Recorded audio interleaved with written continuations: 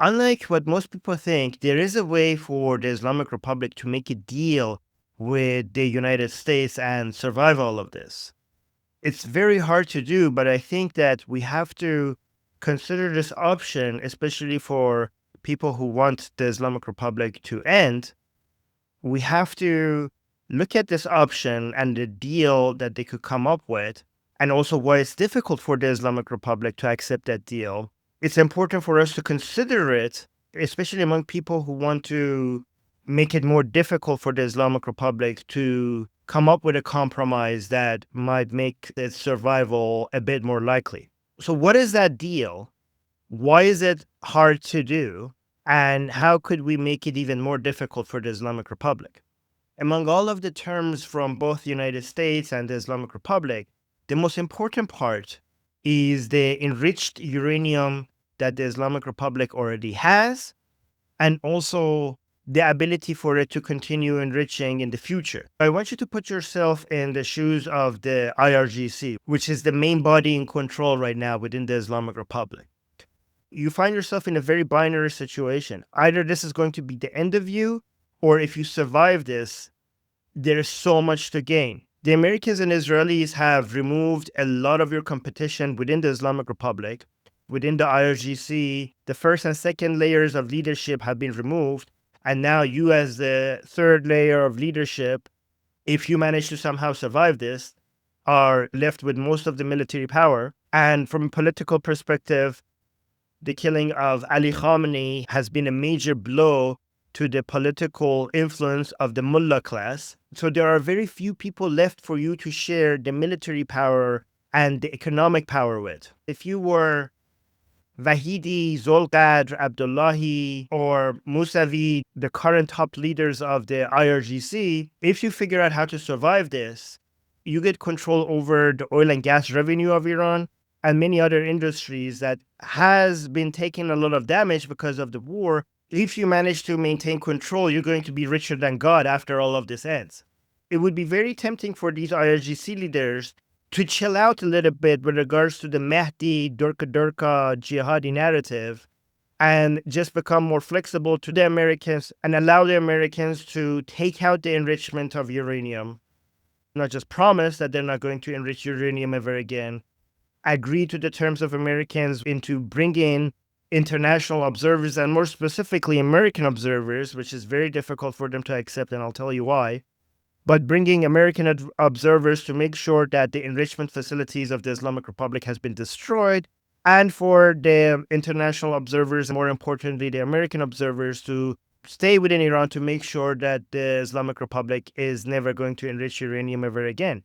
If that was possible, for you to basically throw at the Islamic narrative, throw Hezbollah under the bus, throw the more jihadi-minded regime-supporting Iranians under the bus, and if you could figure out a way to bend the knee to President Trump and accept all of this, you are left alone with all of this wealth and all of this power that you never even imagined that you could have reached, given how many other layers of leadership used to be above you.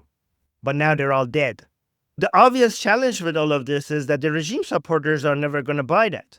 If we look at the Iranian people, let's say 95% of them are anti-regime, and let's say 5% of them are pro-regime. This 5% will not accept that. And you need that 5%. It's very difficult or close to impossible for you to rule over a country with close to 0% support. From the perspective of regime supporters, you shouldn't have been capitulating over anything, not even over Hezbollah, let alone enrichment of uranium, because they were fed this narrative that they're winning this war against the Americans and Israelis. Even the least important parts of the terms, you shouldn't be even giving up on that, let alone the most important part, which is the uranium enrichment. That is the part that you should be the least flexible about, and you're giving up even that. Regime supporters will not be tolerating that. In fact, their argument would be, if you were going to accept these terms, you might as well done it before they killed our supreme leader, before they killed all of the top leaders of IRGC, before they destroyed our Navy, before they destroyed our Air Force, before so much damage was inflicted upon us, upon the Islamic Republic. What was the point of losing all of this for you to now give up our most important leverage. They killed our supreme leader, and now you're giving them all? You could have given them all before, even though that would be humiliating. At least we will still have our supreme leader. Agreeing the terms of surrender, it's not even a terms of a ceasefire. These look like a terms of surrender. To a regime supporter, this sounds like you're surrendering to the people who you were just winning a war against, because that's what they were told. So the IRGC has to figure out how to be flexible to the Americans to this degree, but also somehow sell this internally in a way that doesn't look like a defeat. And that's an impossible task. The most humiliating part of this would be getting American, not just international IAEA observers, but American observers coming inside of Iran to verify that the Islamic Republic is not enriching uranium anymore. That level of humiliation is impossible to sell. For the people who are responsible for Ali Khamenei dying, now you're actually allowing the same people to step foot in Iran to make sure you're not enriching uranium. It's an understatement to say that's a hard sell to the pro-regime Iranians inside Iran. It's also important to mention how difficult it is for the Americans to be flexible regarding giving up on the enriched uranium or allowing the Islamic Republic to enrich uranium after a certain time, given that President Trump has always signaled that they're not going to go to the Obama deal, they're not going to do the JCPOA, and President Trump's main problem with the JCPOA, Obama's deal with the Islamic Republic, was the sunset clause, basically stopping the Islamic Republic from enriching uranium for a period of time and then allowing them to do so after a period of time is not something that President Trump could be flexible about, because stopping the Islamic Republic from getting to any level of enrichment of uranium at any time is the main reason why President Trump started all of this. From the Americans' perspective, going through the cost of all of these military operations for them to end up with something like the JCPOA is ridiculous, and it's not sellable to an American population either.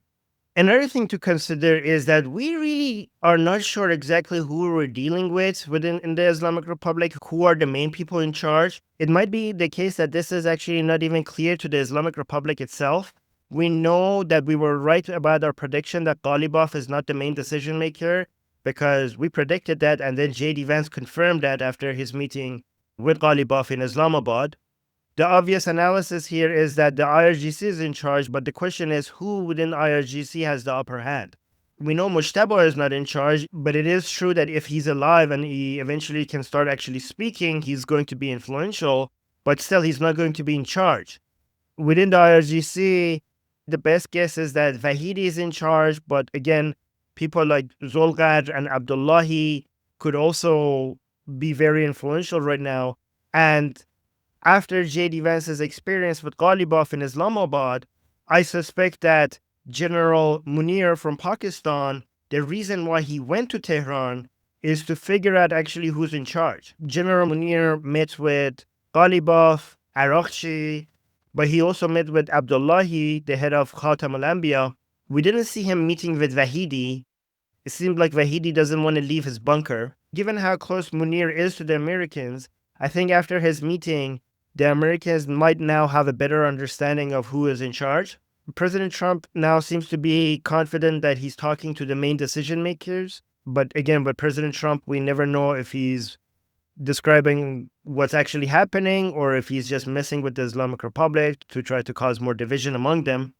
I say all of this because I also want you to understand that there is an internal power struggle within the Islamic Republic, not just between the Islamic Republic and the civilian supporters of the Islamic Republic. If you put yourself in the position of different IRGC leaders right now, it is true that most of your competition has already been eliminated by the Israelis and Americans, but there are still multiple camps within IRGC, and every single decision that you're making in response not just to the Americans, but also in response to other centers of power within the Islamic Republic, what you're calculating is the decisions I'm making going to help me survive the Americans and Israelis, survive other people within the Islamic Republic, and then survive the pro-regime Iranians?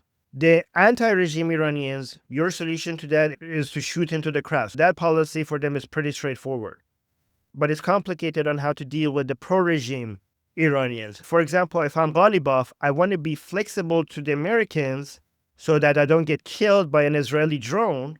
But at the same time, if I am flexible to the Americans, and once all of this settles, other parts of IRGC might be able to brand me as a traitor and as somebody who shook the hand of the devil, even though I did most of the job to keep the Islamic Republic alive. Once the Islamic Republic survives, other heads of IRGC will call me out as a traitor as a way to remove me from politics and for them to stay in power.